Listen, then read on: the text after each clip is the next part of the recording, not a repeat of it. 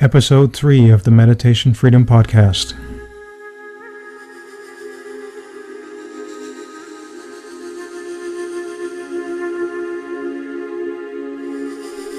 Where meditation meets daily life, this is the Meditation Freedom Podcast.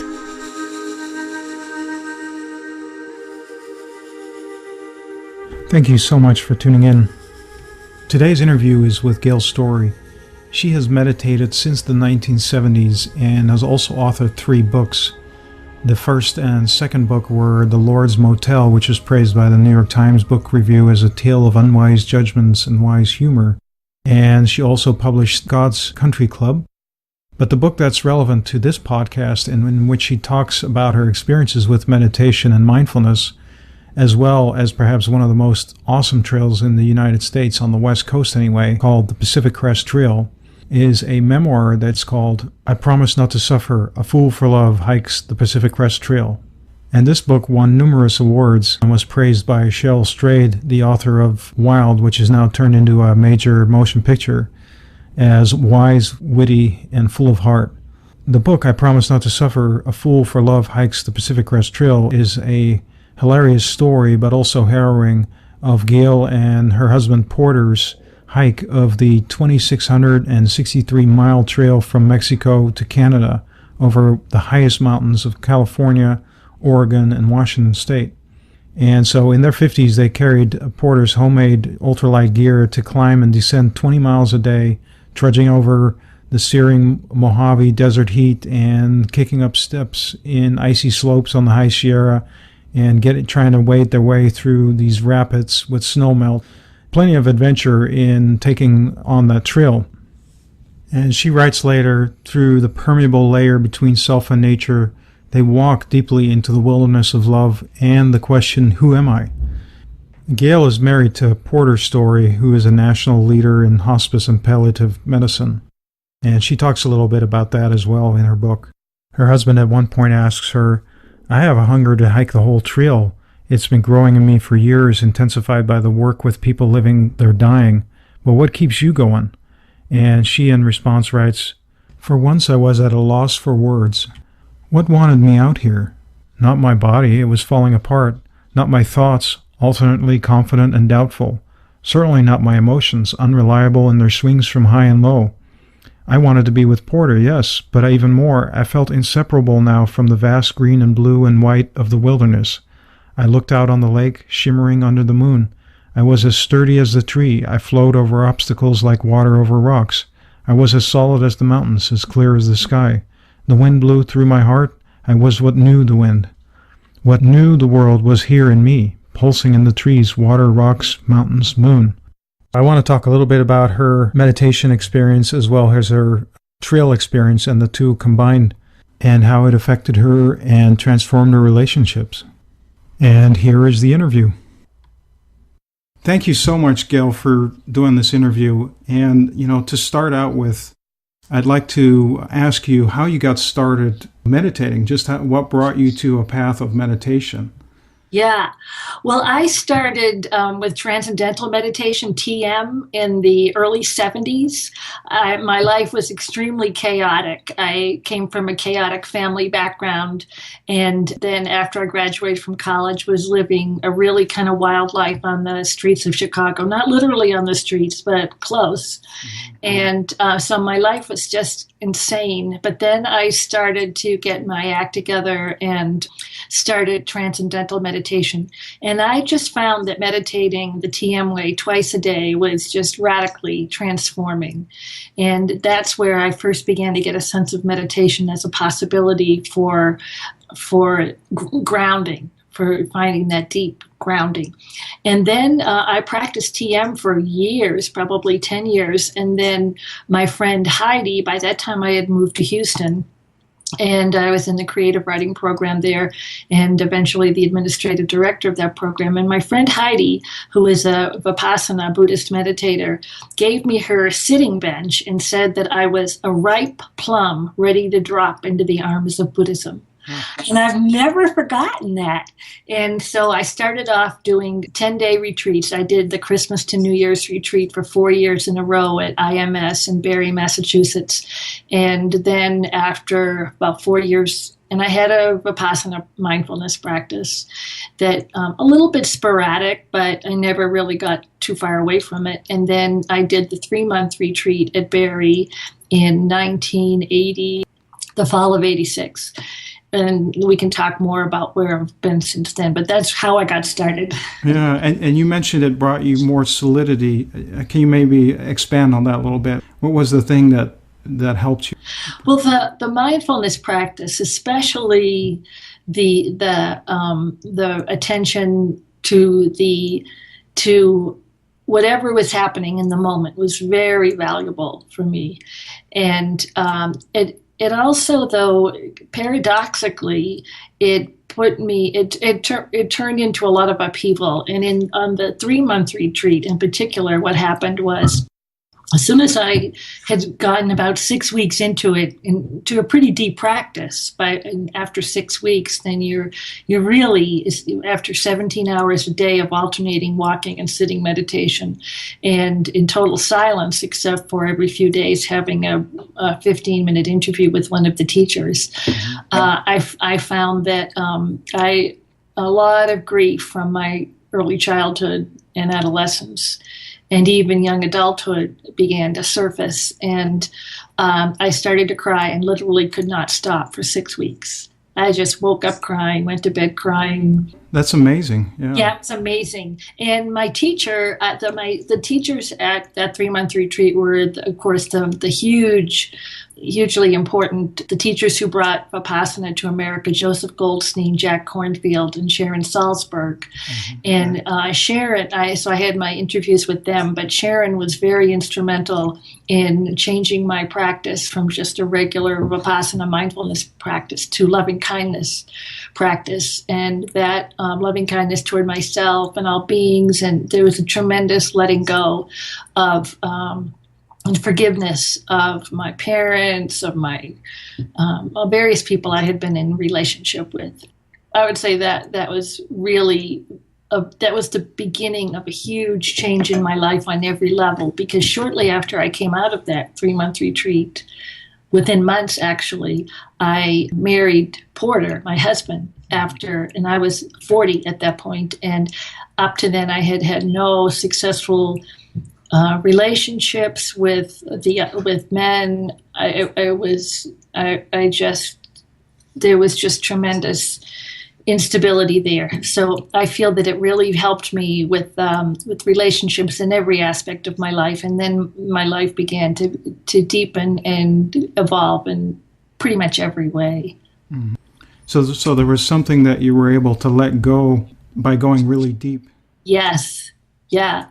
And it's not necessarily conscious. I think that's what a lot of the crying was about. One of the things that I've learned about an evolving meditation practice is the mind has nothing to do with it. The mind is pretty much useless. And I have a very active mind as a writer.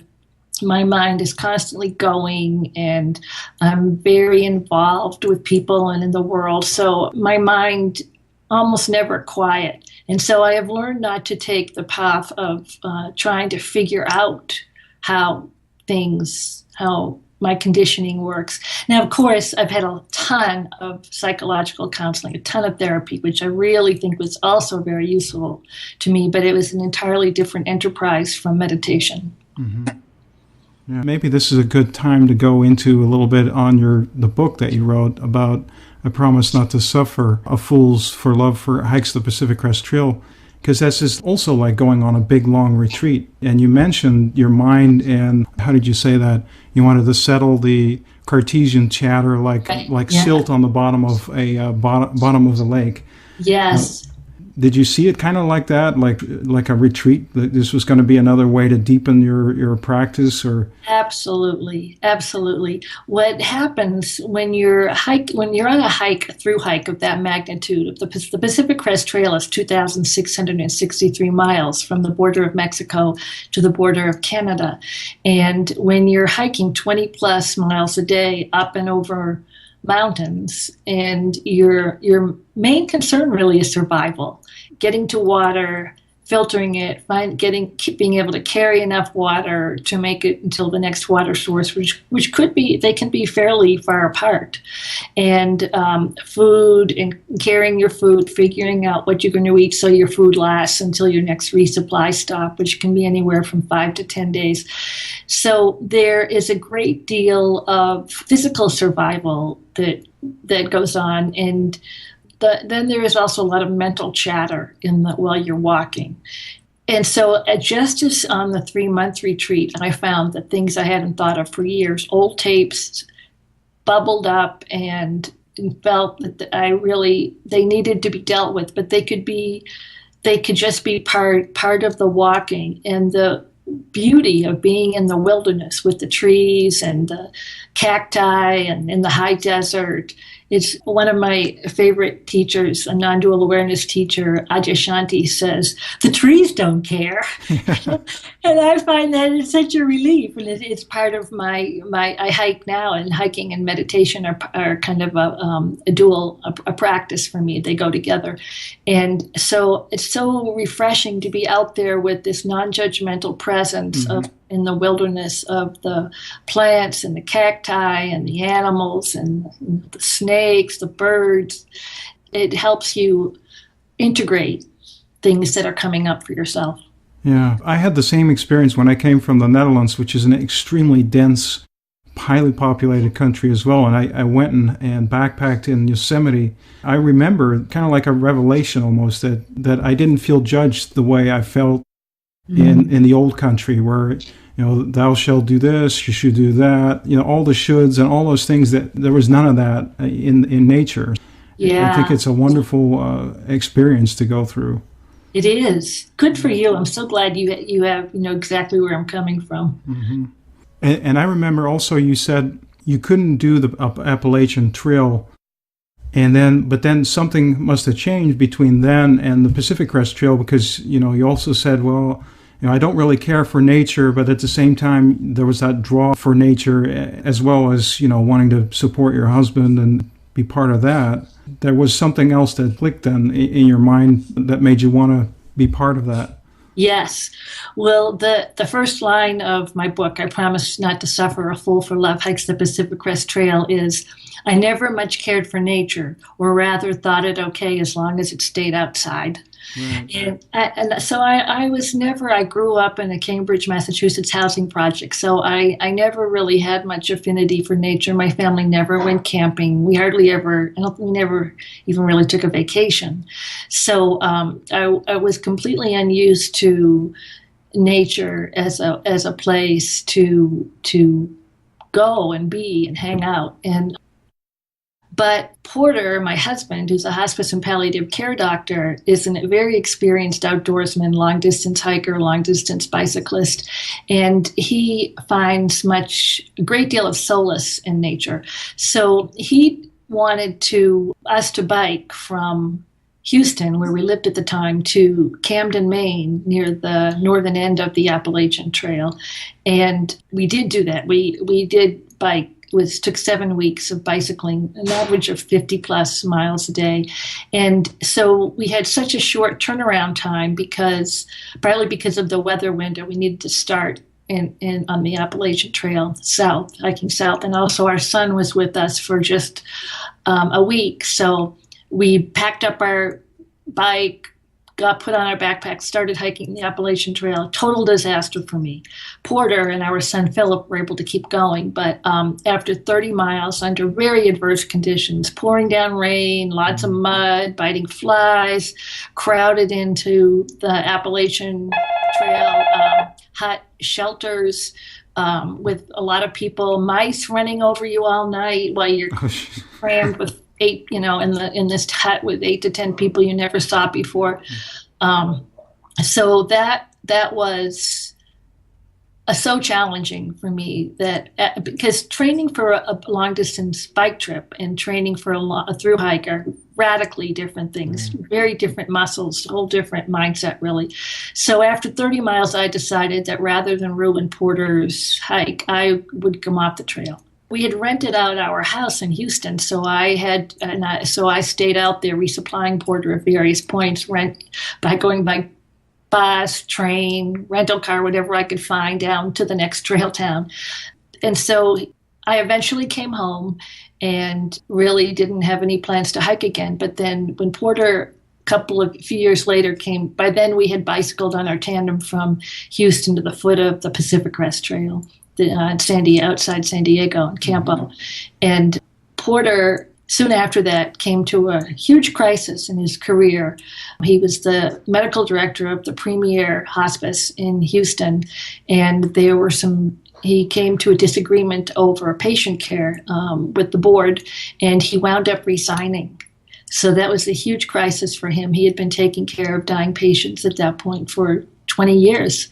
Mm-hmm. So since nature was so vital to him for renewal and solace, he decided he would hike the Pacific Crest Trail for 6 months. And he said, I know you'd love it. He wanted me to come with him. And I knew I would so not love it, Seco. I mean, I thought, this is so not me. By this time I had become kind of a doctor's wife. I loved to host dinner parties. I had sorted out a lot of my negative conditioning, and living in the wilderness for 6 months was so far from my idea of fun. But I love Porter so much. I loved him then and I love him now, that I decided rather than stay at home and worry in our cozy bed in Houston, I would much rather see if I could learn to hike with him. And that's what we did. That's why we set out on the Pacific Crest Trail on Good Friday of 2004. During that hike, something must have shifted in you, because you went from seeing nature as something outside to something dropping away inside of you. You talk about your face dropping, your body dropping away, and something, suddenly that whole relationship as inside and outside, it just dropped away, right? It dropped away, and I didn't really quite understand at the time. And I think one reason that I wrote the book, because I had no intention of writing the book while I was out there, but I think one reason I wrote the book was to try to process and integrate what had happened. And what I saw as I put the book together was all the levels. The first thing that happens is, as I alluded to a bit before, was that you physically, you're growing stronger. As much of my training had to take place on the trail, because Houston's not an ideal place for climbing mountains.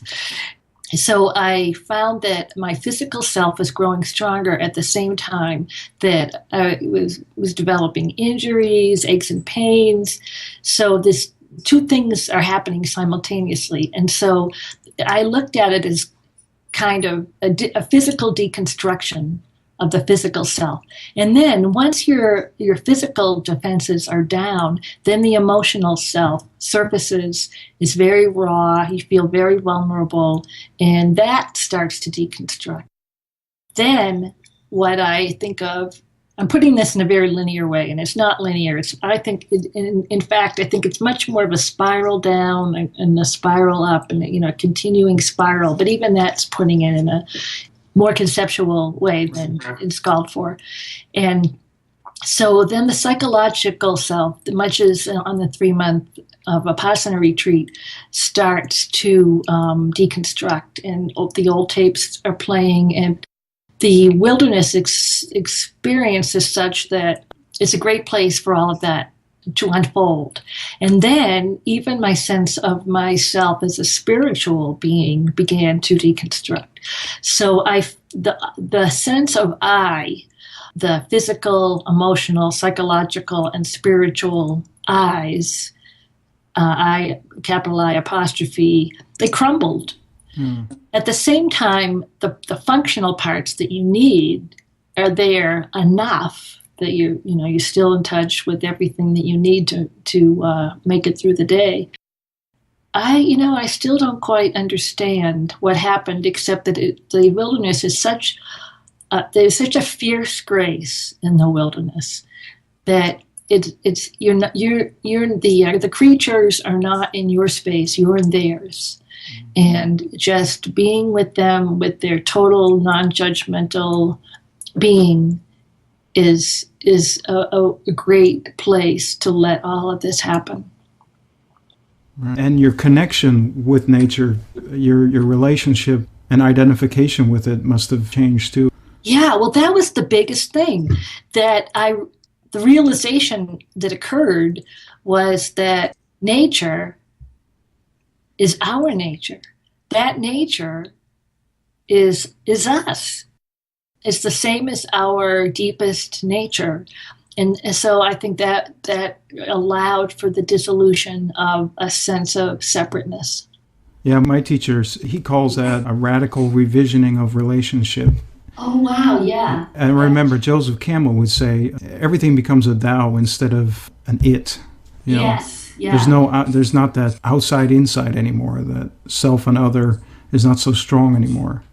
Exactly. And you see this through all the traditions. I think my very first exposure to that was Martin Buber's book, I and Thou. Mm-hmm. And then that very early in my college life. But I have found that same resonance in Buddhism and non-dual awareness and all the way back to TM. Mm-hmm. So after you had that experience on the trail and those experiences, how did that change you when you came back into the marketplace of the world with people and things? How did that change your relationships and your way of being? Radically changed every aspect of it. In the first place, Porter and I decided that we could no longer live in Houston because we needed to move to a place where hiking and biking could be an organic part of our lives. So we had a short list, and Boulder, Colorado is where we landed. While I was hiking the Pacific Crest Trail, another big thing was going on in my life in that my mother was dying of breast cancer. And I had a almost estranged relationship with her. But in the course of hiking the trail, my sporadic contact with my mother deepened our love for each other. And as it happened, I was with her when she died. And right after we came off the trail, I came off the trail first, and then I was with my mother as she died. And then when Porter came off the trail, then we came to Boulder, Colorado. And I almost felt that all of those things together helped us make a move to Boulder, Colorado, which turns out is exactly the right place for us because of the profound spiritual community, the outdoor proximity to the hiking trails, just practically out your back door. Moving was huge. And then my relationship with Porter, when you're with somebody hiking, when you're with somebody 24/7 for all those months, your relationship, one of the things I joke about, my elevator pitch about my book is when people say, "What's your book about?" I say, "Well, it's about my husband and me hiking the Pacific Crest Trail and managing to stay married." And the women especially get that because that's a challenge. I mean, there's no place to hide when you're with somebody under those conditions. So it can be very stressful. It's not a peaceful. There's a lot of stress for survival on the trail, a lot of danger. So my relationship with Porter just deepened in ways I never could have imagined, and now we're more in love than ever. We've been married for 27 years, and wow, it's just. And Porter and I have always been on. A spiritual life has always been just a very, very basic ground of our love affair, but now more so. It didn't just make you more intimate with nature, but also more intimate in your personal relationship. Yes, no question, and not just with Porter, but with everybody. And I find, in terms of the very specific marketplace in which I find myself now, of being very actively involved in helping my book find its audience, which is a challenge to maintain equanimity, to get your book out there. I have, for the last 2 years, I've been working 10-hour days on helping my book find its audience. And that in itself has been a huge meditative practice, because I have had to learn this is not about the ego in me. It cannot succeed as an egoic enterprise. It can only succeed if I never lose sight of the gift and the promotion. It's a labor of love and generosity, and I never force it on anybody, but I'm available. So many people want me to come and speak. I've been on an extensive nationwide book tour. The book has won 5 awards, the National Outdoor Book Award. But I think that I've had to do the work as it comes to me, as it shows up, but I have really tried not to make it an egoic enterprise. Right. And are there certain practices that you do on the day-to-day, that help ground you? Yes, I do try to meditate every day. I try to meditate first thing in the morning.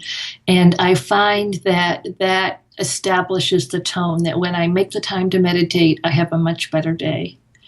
Mm-hmm. And even though I've practiced many different types of meditation, I have found that each one of them has brought something vital to me at a certain stage that helps me sustain the practice. So, for example, throughout the day, I feel I have a lot of mindfulness experiences.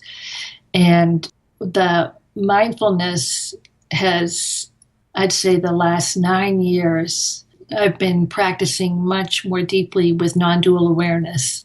And so I find that is really, I would say, something. It's global listening, and it's that Mukti, Adyashanti's wife, and also a great non-dual awareness teacher, refers to it as global listening. And I feel that I'm even more than just being mindful of the breath or thoughts or feelings or physical sensations. I am learning to listen globally. And another very important part of my practice is hiking. I hike 3 days a week, and I do a therapeutic yoga practice 3 days a week. And on my off day, I clean the house. That's a whole other different practice. Yeah, you still have the cleaning. Yeah. And I'm also a hoop dancer, and so that in itself, that's been a type of practice too that could be very meditative. But my meditative practice is very much tied to hiking and a daily meditation practice and therapeutic yoga, because I'm now 67, and all of us aging boomers and aging athletes, we're coming apart at the seams in some ways. And I'm finding that is chronic pain. I mean, that is fascinating. How to be in the body with this new relationship. At first, I was just so upset about it, but now, and largely because of this therapeutic yoga practice that I found here in Boulder, that's a whole other. It's another dimension of the things that I learned on the Pacific Crest Trail and at the Buddhist meditation retreats. It all is of a piece. It's all coming together, and I'm not doing it. I'm just going with it. Whatever comes up, well, have at me. There's even appreciation of growing older. Yeah. Because especially if you have a meditation practice, I find that growing older, the pluses far outweigh what we used to think of as the disadvantages. No question. Mm-hmm. I would not be younger for anything, really. I love getting older, and I look forward to whatever the challenges are. Yeah, and how has it changed your husband? Because you mentioned in the book too, you mentioned that he saw it as a vision quest. Yes. What insight came out of it for him? Oh, I think his insights were just as powerful as mine. The hike was everything and more than he imagined it would be. And just in the way of how life just takes charge, even though he spent so much of the hike, and I go into this a little bit in the book about how he was so worried about where his next job would come from. And, but as it turned out, he got an offer to be the executive vice president of the American Academy of Hospice and Palliative Medicine, which is what allowed us to move to Boulder. And then, since he's a national leader and well published in hospice and palliative medicine, Porter Storey, and so he got another job offer. So for Colorado Permanente as a palliative care doctor. So he's been dividing his time for the last 10 years between his academy job and his Colorado Permanente job. And that's been a huge deepening of his own medical practice. And when you're with dying people or people in terrible pain, it's a very rare opportunity. And I think that because of his hike on the Pacific Crest Trail and his own meditation practice, he's been able to really make the most of that. Mm-hmm. In a position like that, I imagine you're confronted with your own mortality more so than maybe Yes. people who don't have to confront death every single day. That is so true. It's really great to keep death over your shoulder. And one thing I have found with the aches and pains of getting older is that I never expected. First, once I got past all the complaining and the why me and all of that, it's turned into a gratitude practice. And I think Porter has had a similar experience working with dying people, that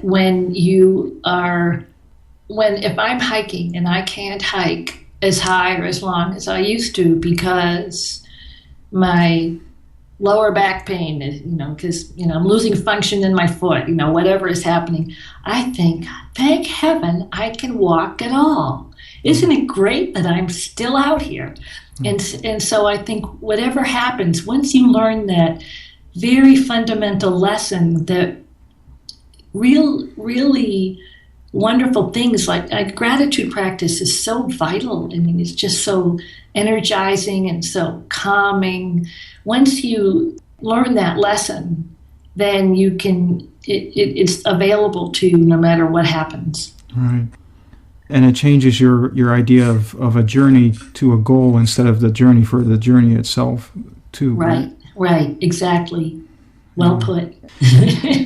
Well, and you're planning to at least one more big leg of this trip, right? Yes, we are. The big exciting thing that's happening now is that Porter, after 30 years of working with dying people, is retiring. So he is going to be doing the Continental Divide Trail from the border of Mexico to the border of Canada. And it goes through the states of New Mexico, Colorado, Wyoming, Idaho, and Montana. And I am going to be his, what they call, trail angel. So I'm going to be going along with him ahead and behind. And I look at my part. He's going to be mountain biking where there are Forest Service roads or dirt roads, and he's going to be hiking most of it otherwise. It's a 3,100 mile trail, very challenging, and in places there is no trail. You'll have to rely on orienteering skills and the compass. So he will really appreciate my support of being out there. And the way I see it for myself is it's going to be a peripatetic, a movable meditation retreat, a solo meditation retreat for me. I'm going to move north on a parallel journey of my own, doing practicing meditation and just being, really, which I haven't had as much chance to do while I've been so busy over the last couple of years with my book. And then from time to time, I'll pick him up, resupply him. I will do some hiking myself. I'll hike in to meet him from various trailheads, and then drop him off, hike in a ways with him, and hike back out and go back to my current meditation spot. That's great. That sounds like a great adventure. Doesn't it? Yeah. I'm so appreciative of you talking about your experience and your book. And I really hope the people that will listen to this will read your book. And how can they find more about you and your book? And you've written some other books too. Maybe you can mention that too. My website is gailstorey.com, GailStorey.com. I have information about my first two books They were both novels. The Lord's Motel, which is about a woman in love with the wrong man and all the trouble she gets into with him. And my second novel was God's Country Club, which is about even when you're with the right person, all the issues you still have. But so there are buttons to buy from indie bookstores or Amazon. My third book, I Promise Not to Suffer, A Fool for Love Hikes the Pacific Crest Trail, is also available as an ebook. And my publisher, my wonderful publisher, is Mountaineers Books. So you can order directly from them or Amazon or any indie bookstore or using the buy buttons on my website at gailstorey.com. I have a blog on my website too, and I'll be writing posts about our progress. Oh, great. My Up the Continental Divide Trail Porter's progress and my own interior journey. Thanks for asking. Yeah, and thanks again. I'll make sure all these links are also on the page that I have, and I wish you great adventure, you and your husband. Thank you so much, Zico. Wonderful to talk with you. I really appreciate your insightful questions. Okay, thank you.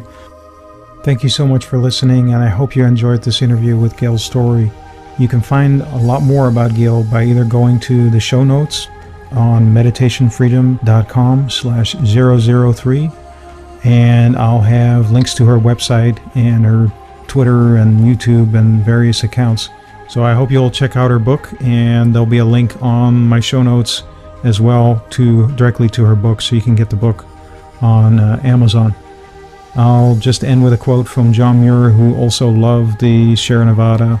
He said, "When we try to pick out anything by itself, we find it hitched to everything else in the universe." Thank you so much, and leave a note on the show notes in the comments. I'll talk to you in the next episode. Thank you.